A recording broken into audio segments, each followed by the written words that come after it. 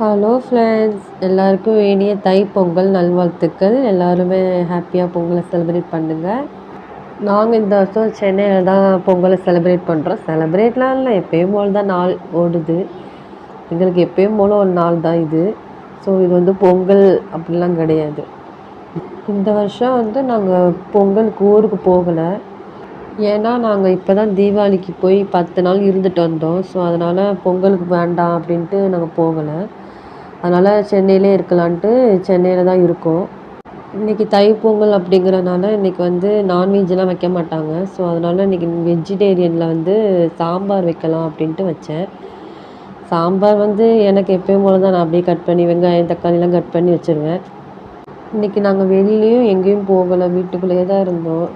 அப்படியே சமையல் பண்ணிட்டு சாப்பிட்டு அப்படியே படுத்து தான் கிடந்தோம். ஸோ வெளியில் எங்கேயுமே சுத்தவும் செய்யலை, எங்கேயுமே வெளியிலையும் போகலை, அப்படியே வீட்டுக்குள்ளேயே தான் இருக்கோம்.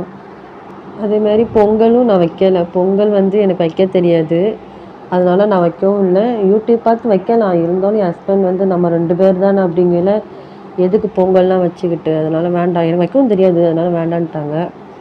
பக்கத்தில் வந்து அந்த அக்கா வந்து பொங்கல் வச்சுருந்தாங்க, அவங்க எனக்கு கொடுத்தாங்க. நாங்கள் 2 பேரும் மாறி மாறி சாப்பிட்டுக்கிட்டோம். நான் வந்து சமையல் மட்டும்தான் பார்த்தேன், வேறு வந்து ஸ்வீட் எதுவும் வேண்டான்ட்டாங்க.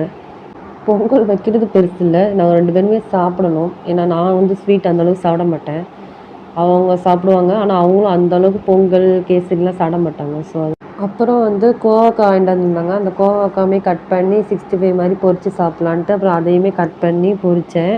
அதுக்கப்புறம் சாம்பார் வச்சேன். சாம்பார் எப்போயுமே வைக்கிற மாதிரி வடை போடலான்ட்டு உளுந்தையும் உப்பு போட்டு அப்புறம் அரைச்சேன். அது வடை மாதிரி வந்துச்சான்னு பார்த்தீங்கன்னா உளுந்த வடை போடலான்னு தான் எடுத்தேன். சத்தியமாக எனக்கு வரல, உளுந்த வடை போடுறதுக்கு அது ஓட்டையும் வரல, வடையும் வரல. உளுந்த வடை வந்து ஓட்டை போட்டு அது பண்ணுறதுக்கு வரவே இல்லை எனக்கு. நானும் ரொம்ப நேரமாக ட்ரை பண்ணுறேன், ஓட்டை போட்டு பண்ணுறதுக்கு வரவே இல்லை.